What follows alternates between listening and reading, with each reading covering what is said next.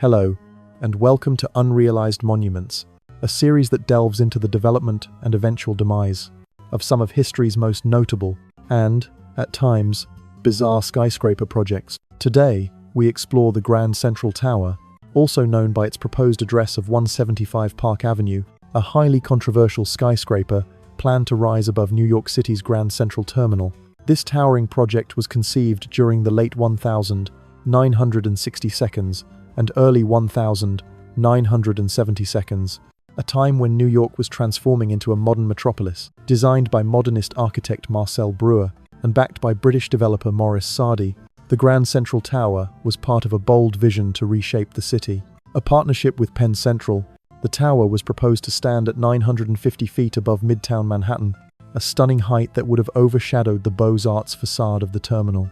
The project aimed to capitalize on the terminal's valuable air rights and create a sleek companion to the nearby Pan Am building. But this bold plan would have required the destruction of Grand Central's historic structure. Such a move prompted immediate backlash, with opponents fearing it would forever alter the city's skyline and heritage. Most notably, the fierce opposition came from iconic figures like Jacqueline Kennedy Onassis. Her activism was pivotal in igniting a cultural and legal battle that would shape New York's preservation laws. As the dispute intensified, it ultimately led to a historic legal battle, a fight that reached the US Supreme Court. In 1978, the court's decision blocked the tower's construction, securing the terminal's future and marking a major victory for preservationists. It also redefined the city's approach to landmark preservation, forever altering the future of New York City's architectural landscape. Grand Central Terminal, opened in February 1913, is a shining symbol of New York's ambition and stature as a global metropolis. Designed in the Beaux-Arts style by the architectural firms Reed and Stem and Warren and Wetmore, the terminal has been more than just a transport hub. It became a civic monument, a testament to New York's ever-growing influence in the 20th century. Its celestial dome, grand concourse, and ornate facade are as iconic as the city itself. For decades, it served as the gateway to New York, welcoming travelers from all corners of the world. However, by mid-century, the terminal's future began to look uncertain. The rise of the automobile, suburbanization, and the boom of air travel began to undermine the terminal's importance. The railroad industry began to shrink, and by the 1950s, the New York Central Railroad faced significant financial struggles. The terminal's upkeep was costly, especially for such an aging structure in a prime Manhattan location. At the same time, real estate prices in Manhattan soared, and vertical development became the city's new trend. Grand Central's air rights were considered a valuable asset. Real estate developers looked to build towering office buildings, capitalizing on the post-war demand for corporate space. The first proposal came from architect I.M. Pei, working with prominent developer William Zeckendorf. Their plan called for an ambitious 80-story skyscraper that would dominate the skyline, outshining even the Empire State Building. The structure was designed to embody corporate power and the modernist ideals of scale and efficiency. However, this monumental plan quickly faced opposition from both architects and the public. Critics warned that the skyscraper's overwhelming scale would disrupt the character of Grand Central, further congesting the already busy area. Despite the initial excitement, financial realities began to catch up with the project. Zeckendorf struggled to secure funding, and the proposal was ultimately shelved. By the late 1950s, New York City was in the midst of a transformation that would reshape its skyline forever. The rise of the automobile, along with new highways, caused a rapid decline in the dominance of railroads. The jet age brought air travel into the forefront, further diminishing the terminal's role as a hub for travelers. Meanwhile, real estate in Manhattan skyrocketed, and developers began eyeing the air rights above Grand Central as a golden opportunity. The New York Central Railroad, facing severe financial difficulties, was under pressure to monetize its assets. As real estate values continued to rise, the idea of building above the terminal seemed like the ideal solution to generate revenue. In 1955, developers began to propose ambitious plans for the site. William Zeckendorf, a prominent real estate mogul, teamed up with architect I.M. Pei to design a groundbreaking skyscraper to be built above the terminal. Their proposal was nothing short of monumental. The project called for an 80-story office tower larger than the Empire State Building and would claim the title of the tallest building in the world. Zeckendorf envisioned the skyscraper not just as a commercial office building, but as an architectural symbol of modernity and corporate power. The design reflected the era's focus on efficiency, scale, and futuristic aesthetics. However, the sheer audacity of the proposal triggered an immediate backlash. Architects, planners, and the general public were alarmed at the thought of such a massive tower rising above the iconic Grand Central Terminal. Critics argued that the tower would dwarf the terminal and block sunlight from the surrounding area. It would not only physically overshadow the terminal, but also erase the charm and character that made it so unique. These concerns were amplified by preservationists, who feared that the proposed skyscraper would irreversibly harm the terminal's architectural integrity. The initial proposal was eventually scrapped in favor of a more radical design, a 108-story tower designed by architect I.M. Pei. This new design featured a striking hyperboloid shape, a futuristic, curved form never before seen in Manhattan. While this design captured the imagination of some, it only intensified the concerns of the preservationists. They saw it as a grotesque imposition on the graceful proportions of Grand Central. The opposition grew stronger with every passing day. Despite the radical nature of the design, financial pressures mounted for the developers. Zeckendorf faced difficulties securing funding, and the economy began to weaken. Soon, the bold proposal was abandoned, leaving New Yorkers to breathe a sigh of relief. But this wasn't the end of the battle for Grand Central. In the 1,960 seconds, a new wave of proposals for the area began to surface. This time, Alfred Fellheimer, one of the original architects of Grand Central, returned to offer a new vision. Fellheimer's design called for a 55-story office tower that would transform the terminal's surroundings. It aimed to provide a modern solution to New York's increasing congestion, including a rooftop helipad and a massive underground garage for over 2,000 cars. However, critics still saw it as too invasive, and the proposal failed to gain traction. As the debate over Grand Central continued, Penn Central, the railroad company, doubled down on its development goals. They pushed forward with their plans, even as public opposition mounted. But in 1968, the Landmarks Preservation Commission made a decisive move, officially declaring Grand Central a protected landmark. This landmark designation was a victory for preservationists, but it also marked the beginning of a long and contentious battle. In response, Penn Central intensified its efforts to challenge the decision, arguing that the landmark status imposed an unfair burden. The railroad company petitioned to have the designation revoked, citing the loss of potential revenue from the air rights above Grand Central. They argued that the protection of the terminal, while admirable in principle, was hindering their ability to profit from this prime real estate. The legal challenges quickly escalated, drawing the attention of city planners, preservationists, and the public. In 1972, the New York State Supreme Court heard the first major case, where Penn Central sought to overturn the landmark designation. The court's decision would determine not only the fate of Grand Central, but also the future of urban preservation in New York City. Public outcry grew louder as the legal battle unfolded. Prominent figures like architect Philip Johnson and former First Lady Jacqueline Kennedy Onassis took up the fight. Onassis, using her celebrity influence, helped galvanize public support for preserving the terminal. Her efforts, along with others, brought the issue to the forefront of national consciousness. In February 1975, the campaign achieved a major milestone when Grand Central Terminal was officially listed on the National Register of Historic Places. This designation helped solidify the terminal's status as a key symbol of the city's cultural and architectural heritage. Yet, the battle didn't end there. In 1975, the pressure continued to mount as political and legal challenges intensified. Onassis played a key role in this effort, writing directly to Mayor Abraham Beame, urging him to appeal the ruling that had favored Penn Central. Her intervention was crucial in rallying public opinion and bringing political pressure to bear on city officials. By this point, the preservation movement had garnered widespread support, with ordinary New Yorkers, artists, and civic leaders all joining the cause. In 1975, a benefit event held outside the terminal further raised awareness, featuring performances by notable celebrities like Dick Cavett. The event was a major fundraising success and brought more attention to the efforts to preserve the station. By 1976, the battle had moved beyond legal and political maneuvers. Physical restoration of the terminal began in earnest, with a $1 million improvement project launched by the MTA. The project aimed to repair, clean, and declutter the terminal, ensuring that it remained functional while maintaining its architectural grandeur. Then, in December 1975, the New York State Appellate Division delivered a monumental decision. The court ruled in favor of the preservationists, reaffirming Grand Central's landmark status. This victory set the stage for a major shift in the city's approach to historic preservation. But the fight was far from over. Penn Central, determined to protect its investment, filed a renewed lawsuit. This time, the case reached the United States Supreme Court, where a final ruling would determine the fate of Grand Central Terminal once and for all. In 1978, the Supreme Court delivered its historic decision, ruling in favor of New York City and confirming the legality of the Landmarks Preservation Act. This ruling effectively protected not just Grand Central, but set a precedent for the preservation of architectural heritage across the United States. The decision was a turning point in the history of urban preservation, ensuring that cities could no longer prioritize development over cultural heritage.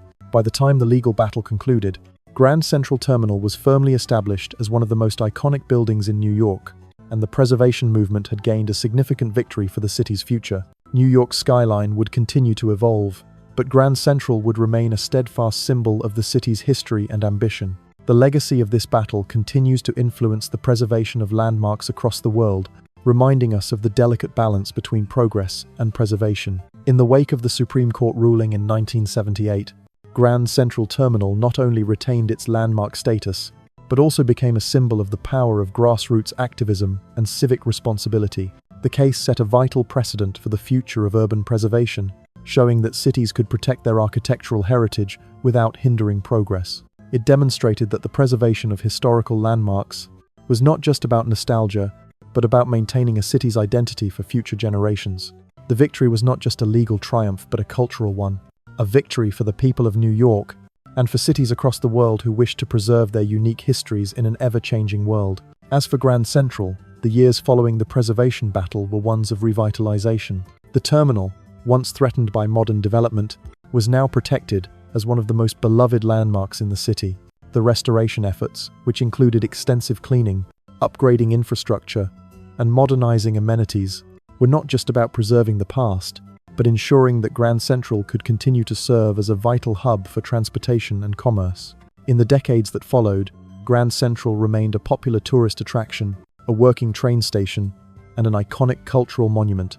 It was a testament to the city's ability to blend the old with the new, showcasing its history while embracing the future. The terminal continued to symbolize New York's resilience, standing tall against the pressures of modernity, a living reminder of the city's storied past. Grand Central's preservation not only saved a building, but also protected the heart and soul of New York City's architectural legacy. It reminded the world that history is not just a series of old buildings, but a vibrant, living story that needs to be honored and protected. The legacy of Grand Central's preservation battle continues to inspire efforts to save other landmarks. As cities continue to grow and develop, the balance between preserving history and fostering innovation remains a delicate one. But thanks to the efforts of preservationists, activists, and concerned citizens, we can look back and know that we made the right choice. Grand Central Terminal remains a beacon of what's possible when a city values its past, even as it moves forward toward the future. It is a powerful reminder of the importance of community, heritage, and activism. It teaches us that while progress is necessary, it should never come at the cost of the very essence that makes a city unique. And so, Grand Central Terminal endures, a timeless symbol of New York's strength, a symbol that will continue to inspire generations to come. Thank you for joining us in this journey through one of the most significant preservation battles in American history. If you enjoyed this story, don't forget to hit the like button, subscribe, and stay tuned for more episodes. Until next time, keep fighting for what matters. As the decades have passed, Grand Central Terminal has only grown more iconic, standing proudly in the heart of New York City, surrounded by the hustle and bustle of modern life. It serves as a living testament to the triumph of preservation, proof that even in a rapidly changing world, some things are worth holding on to. The preservation efforts also sparked a broader movement, encouraging cities around the world to re-examine how they approach their architectural heritage. It wasn't just about one building, it was about the collective memory of a place, the spaces that hold our stories and shape our identities. New York City, with its relentless drive for progress, remains a living example of how the past and future can coexist. Grand Central Terminal, now fully restored and celebrated, continues to function as an essential part of the city's transportation infrastructure. But it also stands as a reminder that our history is not something to be discarded in the name of development or modernization. Instead, history, when preserved and respected, can become a powerful tool for shaping a city's future in a thoughtful and sustainable way. Grand Central's restoration is a victory for both architecture and humanity. It is a triumph of vision, not just in terms of architecture, but in the vision of a city that understands its roots while embracing the future. As the city continues to evolve, it's crucial that we remember the lessons of Grand Central. We must strike a balance between preserving what makes a place unique and fostering the growth that moves us forward. The battle for Grand Central Terminal serves as a model of how to honor history while still allowing for progress and innovation. It's a delicate dance between the past and the future, one that demands thoughtfulness, respect, and most of all, care for the places that define us. Now, as we look back on this remarkable chapter in New York's history, it's clear that Grand Central Terminal remains more than just a station. It's a beacon of preservation, a symbol of the city's resilience, and its refusal to erase its past in the pursuit of the future. It stands proudly as a reminder that history is not a burden, but an essential part of what makes a city truly great. Thank you for joining us for this fascinating story of preservation, progress, and the fight to save New York's Grand Central Terminal. If you've enjoyed this journey through history, please like, subscribe, and stay tuned for more episodes. Until next time, let's continue to preserve the places that define who we are. As the years go by, Grand Central Terminal continues to inspire future generations. It has become a model for cities worldwide, showcasing the power of collective action in preserving our most iconic landmarks. Its preservation is not just a triumph for New York City, but a testament to the enduring spirit of those who fight for cultural heritage. Grand Central remains a focal point of activity, drawing millions of visitors each year from around the world. As you walk through its grand halls, you're not only traveling through space, but through time, reliving the story of New York's golden age. Each detail of the terminal, the celestial dome, the marble columns, the intricate design tells the story of an era, of ambition, and of a city that refused to be overshadowed. As we enter a new age of skyscrapers and modern design, Grand Central stands as a powerful reminder that architecture is more than just steel and glass. It is the embodiment of a city's soul, a reflection of its past, and a bridge to its future. The fight to save Grand Central Terminal was not just about protecting one building, it was about safeguarding a vision of a city that values its history while looking toward tomorrow. It's a city that respects its past and uses that respect to build a future that is just as remarkable. Grand Central remains a reminder to us all that, while change is inevitable, it is how we choose to honor the past that defines us. Thank you for continuing this journey with us, exploring not just a building, but a piece of New York's heart and soul. If you've enjoyed this look into one of the most remarkable preservation battles in American history, please hit the like button, subscribe, and stay tuned for more fascinating stories of architecture, history, and culture.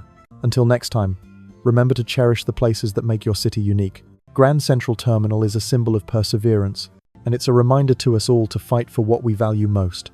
As cities around the world continue to evolve, Grand Central Terminal stands as a testament to the fact that urban growth doesn't have to mean erasing the past.